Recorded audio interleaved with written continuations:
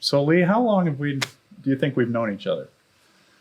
Got to be 20 years, something like that. Yeah. And over the last few years really is where our friendship has kind of budded and where we've leaned into kind of helping, I guess, blessing, encouraging one another, which we all need. Yeah. And one of the areas that I've always been encouraged by from Radient Church is the leadership in relation to prayer.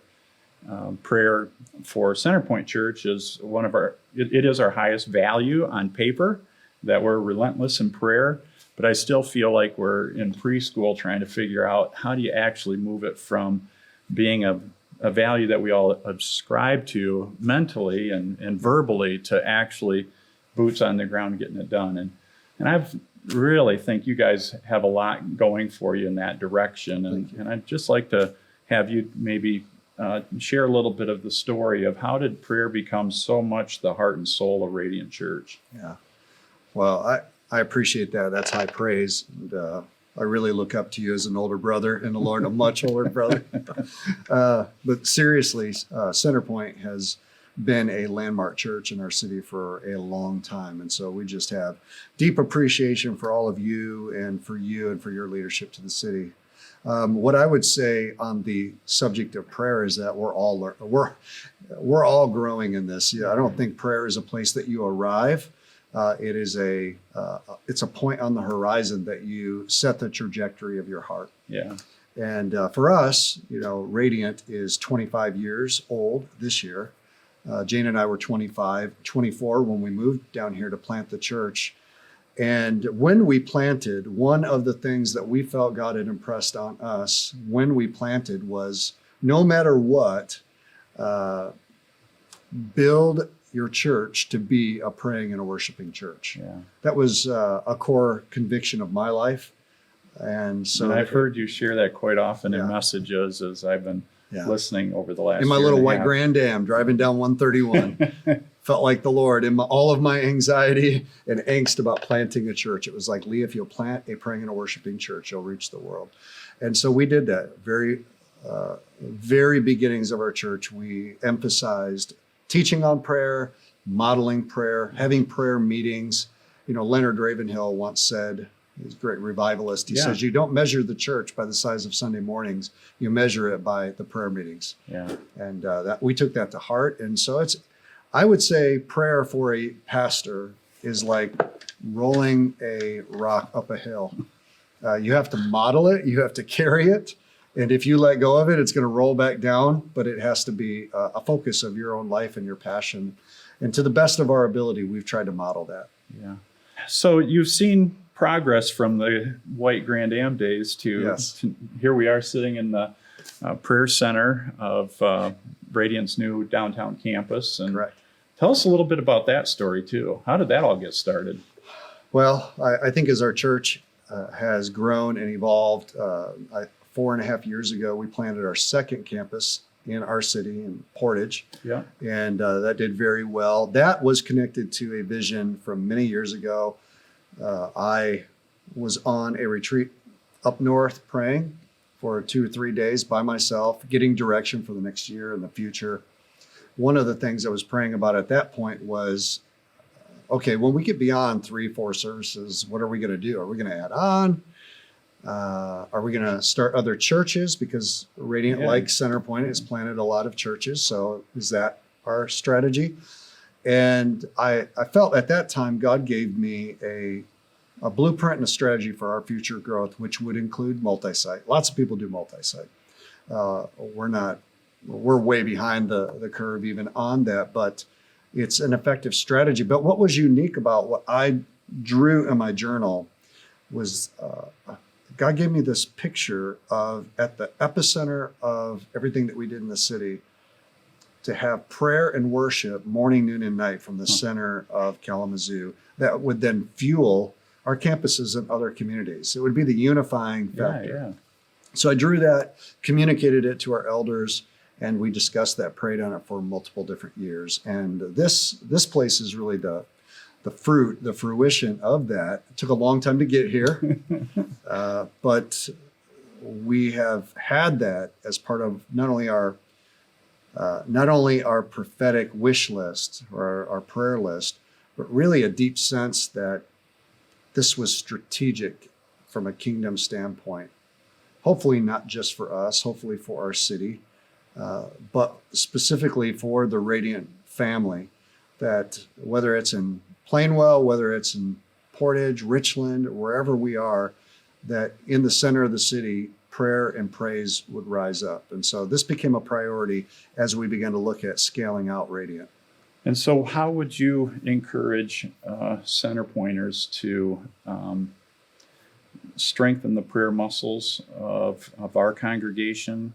And so another question is, how can we bless you in helping the vision that's created here in City Center to flourish? That's a great question.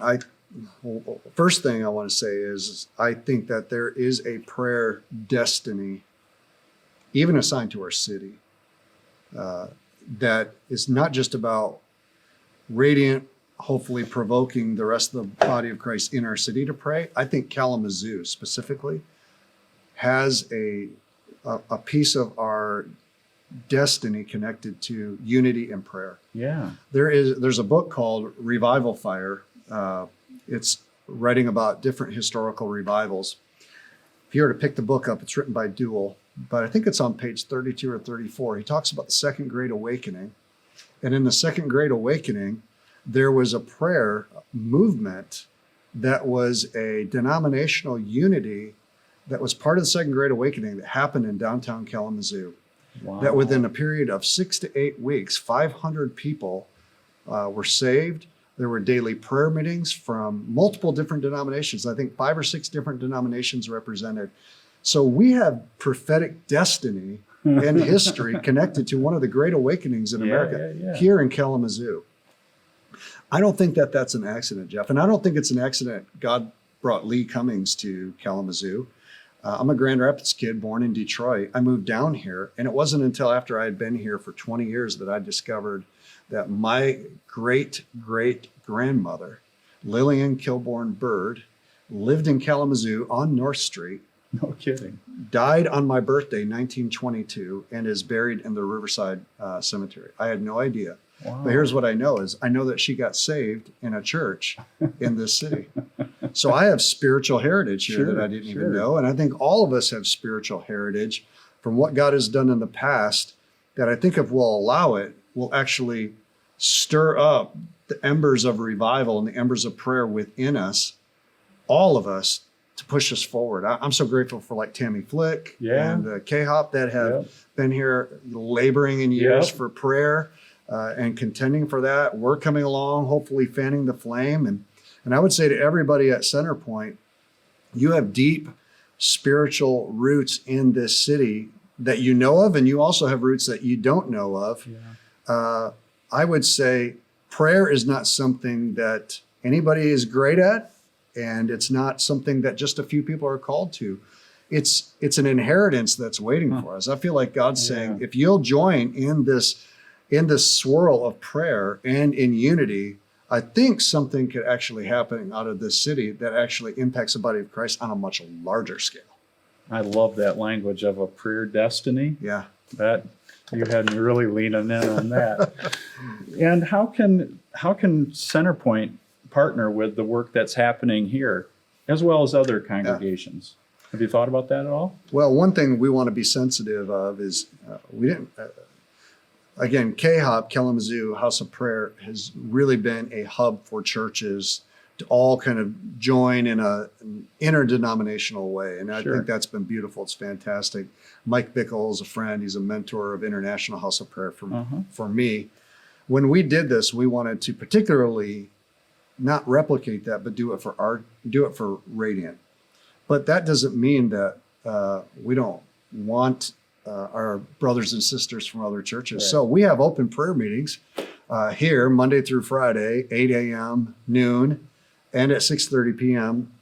And anybody from Centerpoint, anybody from any church, anybody anywhere is welcome to join us. You don't have to be a member of Radient. This isn't about joining Radient. This isn't about changing allegiances. This is just about in the presence of the Lord, praying together and worshiping the Lord, I think that has a nuclear reaction, a critical mass that creates in cities.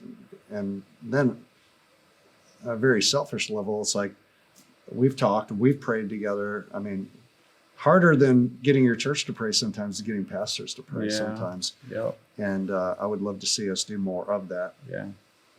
Well, I love the idea of, morning, noon, and night. And especially the noon one catches my attention because there's a lot of people from not only Centerpoint, but other congregations that are downtown. Yeah. And a lot of them have noon free, or at least they can make that free for one day a week, I would think. Sure.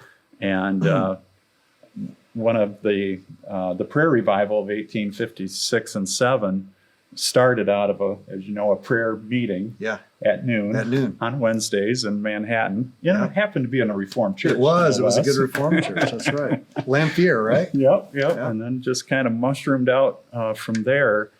And I believe that with you, that revival is only reasonable if we're willing to join God in the hard work of prayer. Yeah. And I've been using that language more frequently. It's work. Yeah. And it is. It's labor. Yep. And it's the most important work of the church. And I just want to encourage, everyone that's listening today, and that it starts in your prayer closet as it does in mine, but to not be content to just keep it there, but to become more and more free with getting together with a few others and praying together, because there's something special about what happens when we bring our fires together, and it creates a much stronger, brush fire when we bring those burning embers together. Can I say something, Jeff? One of the things I challenged our congregation with when we began to cast vision for this was, would you give yourself to 1 hour of prayer a week? I know you have your devotional prayer, but part of what is going to help this go from being a church that prays to being a praying church, and with a prayer culture, is when the people willingly offer themselves and volunteer themselves. And sometimes it can be too overwhelming. It's like, oh, you got all these prayer meetings, I can't go to all of them. It's like, we just asked, would you commit for 6 months to one prayer meeting or one hour of prayer? Because our folks can join us online in the morning as well. So during COVID, we had people at home praying with us, and even to this day we do. They join us. But would you commit yourself to 1 hour of prayer? And I would say to whatever prayer focus and prayer ministry Centerpoint has, whether it's in groups or an actual prayer meeting or those types of things, Centerpoint, those of you who are members of it, would you give yourself to 1 hour a week for 6 months to corporately praying, even if it's with 2 or 3 other people, and then watch what happens? Because you'll get addicted. It is labor, but so is going to the gym. Right. You go to the gym, you work up a sweat. It's like, if you do that for a long enough period of time, it begins to be part of your rhythm, and you like the burn. Yeah. You like the burn. If you give yourself to 6 months of prayer, I promise you, you're going to like the burn. I love that. And one last thing that we haven't talked about, but you probably are familiar with, that there's an app that you can get on your phone that gives you the 5 neighbors that are living around you. Yeah. And their names, and you just start praying for those 5. Right. And we'd love to see that simple exercise with Jesus followers across Kalamazoo.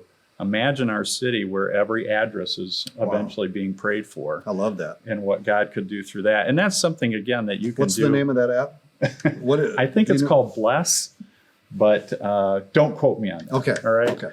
Technology is probably not my specialty. This has been so fun. Thanks for taking the time, Lee, My pleasure. and showing us around, and God bless you. My pleasure.